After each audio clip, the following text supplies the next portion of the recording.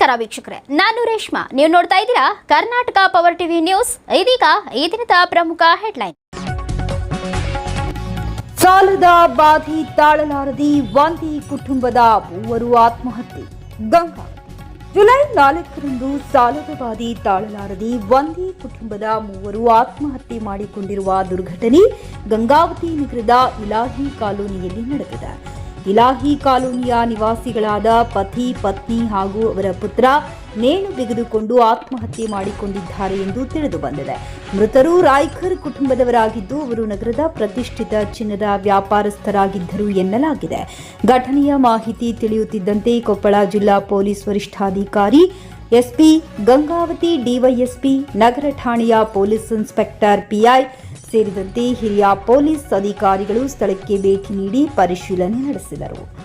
ಮೃತದೇಹಗಳನ್ನು ಮರಣೋತ್ತರ ಪರೀಕ್ಷೆಗಾಗಿ ಗಂಗಾವತಿ ಉಪವಿಭಾಗ ಆಸ್ಪತ್ರೆಗೆ ರವಾನಿಸಲಾಗಿದೆ. ಈ ಸಂಬಂಧ ಗಂಗಾವತಿ ನಗರ ಪೊಲೀಸ್ ಠಾಣೆಯಲ್ಲಿ ಪ್ರಕರಣ ದಾಖಲಾಗಿದ್ದು ಪೊಲೀಸರು ತನಿಖೆ ಕೈಗೊಂಡಿದ್ದಾರೆ. ಘಟನೆಯ ನಿಖರ ಕಾರಣ ಇನ್ನೂ ತಿಳಿದು ಬಂದಿಲ್ಲ. ಪೊಲೀಸ್ ತನಿಖೆಯ ನಂತರವೇ ಆತ್ಮಹತ್ಯೆಗೆ ನಿಖರ ಕಾರಣ ಹಾಗೂ ಘಟನೆಯ ಸತ್ಯಾಸತ್ಯತೆ ಹೊರಬರುವ ಸಾಧ್ಯತೆ ಇದೆ.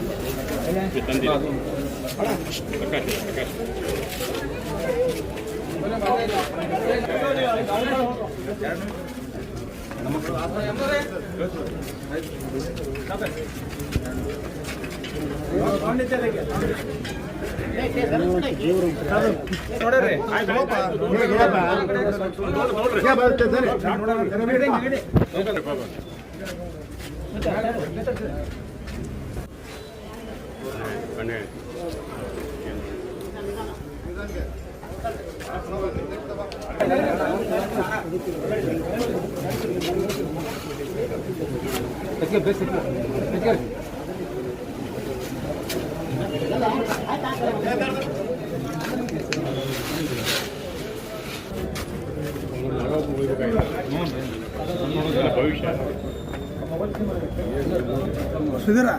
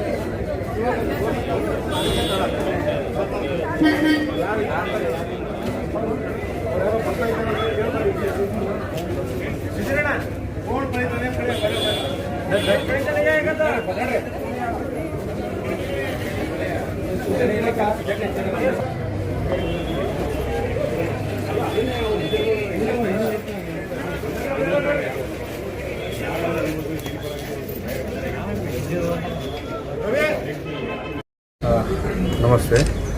ಇವತ್ತು ಗಂಗಾವತಿ ಟೌನಲ್ಲಿ ಒಂದೇ ಕುಟುಂಬದವರು 3 ಜನ ಹ್ಯಾಂಗ್ ಮಾಡಿಕೊಂಡಿರೋ ಘಟನೆ ಒಂದು ನಮಗೆ ಬೆಳಕಿಗೆ ಬಂದಿದೆ. ಸೊ ಆ ಪ್ರಯುಕ್ತ ನಾನು ಕೂಡ ಇಲ್ಲಿ ವಿಸಿಟ್ ಮಾಡೋಕ್ಕೆ ಬಂದಿದ್ದೀನಿ. ನಮ್ಮ ಸೋಕೋ ಟೀಮು ಮತ್ತು ಎಲ್ಲ ಆಫೀಸರ್ಸ್ BSP ಇನ್ಸ್ಪೆಕ್ಟರ್ಸ್ ಎಲ್ಲ ವಿಸಿಟ್ ಮಾಡ್ತಾ ಇದ್ದಾರೆ. ಸೊ ಬೇಸಿಕಲಿ ಇವರು ಪ್ರಕಾಶ್ ಸನ್ ಆಫ್ ಗೋಕುಲ್ ದಾಸ್ ಅಂತೇಳಿ 55 ವರ್ಷದವರು. ಇವ್ರದ್ದು ಕಾಮಾಕ್ಷಿ ಜ್ಯುವೆಲ್ರಿ ಅಂತ ಒಂದು ಶಾಪ್ ಇದೆ ನಮ್ಮ ಇಲ್ಲಿ ನಮ್ಮ ಮಸೀದಿ ಪಕ್ಕ ಅವ್ರದ್ದೊಂದು ಶಾಪ್ ಇದೆ. ಸೊ ಇಷ್ಟು ನಮಗೆ ಗೊತ್ತಾಗಿದೆ. ಅವರು ಜೊತೆ ನಿನ್ನೆ ರಾತ್ರಿ ದಿನ ಬಂದು ಅವ್ರ ಕಾರಲ್ಲಿ ಬಂದುಬಿಟ್ಟು ಇಲ್ಲಿ ಪಾರ್ಕಿಂಗ್ ಮಾಡಿಬಿಟ್ಟು ಹಿಂದೆ ಡೋರ್ ಎಂಟ್ರಿ ಹಿಂದೆ ಡೋರ್ ಮುರಿದು ಬಿಟ್ಟು ಅಲ್ಲಿ 3 ಜನ ಪ್ರಭಾ, ಪ್ರಕಾಶ್ ಮತ್ತು ಶಶಾಂಕ್ ಗಂಡ ಹೆಂಡತಿ ಮತ್ತು ಇವ್ರ ಮಗ ಇವರು ಹ್ಯಾಂಗ್ ಮಾಡ್ಕೊಂಡಿದ್ದಾರೆ.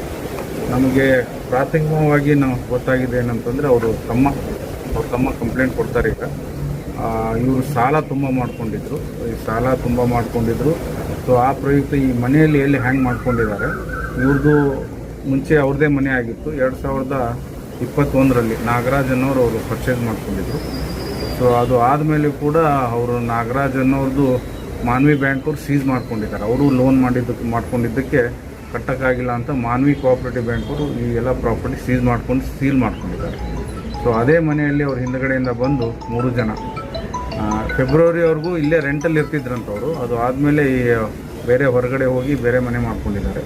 ಸೊ ನಿನ್ನೆ ಯಾವ ಕಾರಣಕ್ಕೆ ಅಂತ ಗೊತ್ತಿಲ್ಲ, ಹಿಂದೆ ಡೋರ್ ಎಂಟ್ರಿ ಮಾಡಿಬಿಟ್ಟು ಬಾಗಿಲ ಮುರಿದು ಹ್ಯಾಂಗ್ ಮಾಡ್ಕೊಂಡಿದ್ದಾರೆ. ನಾವು ಈ ಪ್ರಾಥಮಿಕವಾಗಿ ಅವರು ತಮ್ಮನಿಂದ ಕಂಪ್ಲೇಂಟ್ ತೊಗೊಳ್ತಾ ಇದ್ದೀವಿ. ಮುಂದೆ ಅವರಿಗೆ PM ಮಾಡಿಬಿಟ್ಟು ಅವ್ರಿಗೆ ಬಾಡಿ ಹ್ಯಾಂಡ್ ಓವರ್. ಸರ್ ಎಲ್ಲಿ ವಾಸ ಮಾಡಿದ್ರು ಸರ್ ಅವರು? ಇಲ್ಲಿ ಒಂದು ರೆಂಟೆಡ್ ಮನೆಯಲ್ಲಿ ಕೊಪ್ಪಳ ಗಂಗಾವತಿ ಟೌನಲ್ಲಿ ಒಂದು ಏರಿಯಾ ನನಗೆ ಎಕ್ಸಾಕ್ಟ್ ಗೊತ್ತಿಲ್ಲ.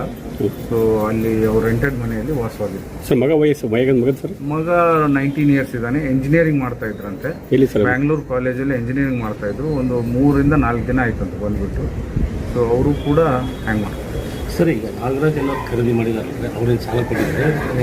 ಅಲ್ಲ, ಅವ್ರ ಕಡೆಯಿಂದ ತಂದೆಯವ್ರ ಕಡೆಯಿಂದ ಖರೀದಿ ಮಾಡ್ಕೊಂಡಿದ್ದಾರೆ 21. ನಮ್ಮ ಪ್ರಾಥಮಿಕವಾಗಿ ನಮಗೆ ಗೊತ್ತಾಗುತ್ತೆ. ಸೊ ಅವರು ಕೂಡ ಲೋನ್ ಕಟ್ಟಕ್ಕಾಗದೇ ಇರೋದ್ರಿಂದ ಮಾನ್ವಿ ಬ್ಯಾಂಕ್ ಅವ್ರು ಬಂದು ಪ್ರಾಪರ್ಟಿ ಎಲ್ಲ ಸೀಸ್ ಮಾಡ್ತಾರೆ. ಕೂಲಂಕುಷವಾಗಿ ತನಿಖೆ ನಡೆಸಿರಿ ಸರ್ ಅದ್ರ ಬಗ್ಗೆ? 100% ಕೂಲಂಕುಷವಾಗಿ ಏನಿದೆ ಅಂತ ಅವ್ರು ಏನು ಲೋನು ಎಲ್ಲಿ ಮಾಡ್ಕೊಂಡಿದ್ರು ಏನು ಅಂತೇಳಿ, ಇನ್ಕ್ಲೂಡಿಂಗ್ ಅವರು ಮೊಬೈಲ್ಸ್ ನಿನ್ನೆ ಹೆಂಗೆ ಬಂದಿದ್ರು ಯಾವ ಕಡೆಯಿಂದ ಅದೆಲ್ಲ ನಾವು ತನಿಖೆ ಮಾಡ್ತೀವಿ. ಸರ್ ಅವ್ರು ನಾಗರಾಜ್ ಅವರು ಮೊದಲು ಸಾಲ ಕೊಟ್ಟು ಆಮೇಲೆ ಅದನ್ನು ಸಾಲದ ಬಡ್ಡಿ ಪ್ರಕಾರ ಸಾಲ ಕೊಟ್ಟು ಆಮೇಲೆ ಅದನ್ನು ತಮ್ಮ ಹೆಸರಲ್ಲೇ ಮಾಡಿಕೊಂಡ್ರು ಅಂತೇಳಿ ಅವ್ರ ಆರೋಪ ಆಗಿತ್ತು ಸರ್. ಇದಕ್ಕಿಂತ ಮುಂಚೆ ಠಾಣೆಯಲ್ಲಿನೂ ಭಾಳಷ್ಟು ಸಲ ಪ್ರಕರಣ ಬಂದಿದ್ದು ಸರ್. ಇದರ ಬಗ್ಗೆ ಏನು ಹೇಳ್ತೀವಿ ಸರ್? ಅದ್ರ ಬಗ್ಗೆ ನಾನು ತನಿಖೆ ಮಾಡ್ತೀವಿ. ಅದ್ರ ಬಗ್ಗೆ ನನಗೆ ಆ್ಯಕ್ಚುಲಿ ನನಗೆ ಗೊತ್ತಿಲ್ಲ. ಸೊ ಈಗ ನಮಗೆ ಮೇಲ್ನೋಟಕ್ಕೆ ಗೊತ್ತಾಗಿದ್ದು ಇದು ಮಾನ್ವಿ ಬ್ಯಾಂಕ್ ಅವ್ರು ಸೀಸ್ ಮಾಡ್ಕೊಂಡಿದ್ದಾರೆ. ಮಾನ್ವಿ ಬ್ಯಾಂಕ್ ಕಿರುಕುಳ ಏನಾದರೂ ಇತ್ತು ಅಂತ ಏನು ಕಂಡು ಬಂದಿದೆ ಸರ್? ಇಲ್ಲ, ಏನು ಕಂಡು ಬಂದಿಲ್ಲ. ಅವರು ಅದ್ರ ಬಗ್ಗೆ ನಾವು ಪ್ರಾಥಮಿಕವಾಗಿ ತನಿಖೆ ಮಾಡ್ತೀವಿ. ನಾ ಈಗ ಹೇಳೋದು ನಮಗೆ ವಿದೌಟ್ ಡಾಕ್ಯುಮೆಂಟ್ಸ್ ಎಲ್ಲ ಚೆಕ್ ಮಾಡಲಾರ್ದೆ. ಬಟ್ ಬೇಸಿಕಲಿ ಲೋನ್ ಇದ್ದಿದ್ದಕ್ಕೆ ಬಂದು 3 ಜನ ಸೂಸೈಡ್ ಮಾಡ್ಕೊಂಡಿದ್ದಾರೆ. ಮೇಲ್ನೋಟಕ್ಕೆ ಡೆತ್ ನೋಟ್ ಇನ್ನೂ ನಮಗೆ ಸಿಕ್ಕಿಲ್ಲ, ಹುಡುಕ್ತಾ ಇದ್ದೀವಿ. ಇನ್ನೂ ಸಿಕ್ಕಿಲ್ಲ ತಮಗೆ ಇನ್ಫಾರ್ಮ್ ಮಾಡ್ತೀವಿ. ಧನ್ಯವಾದ.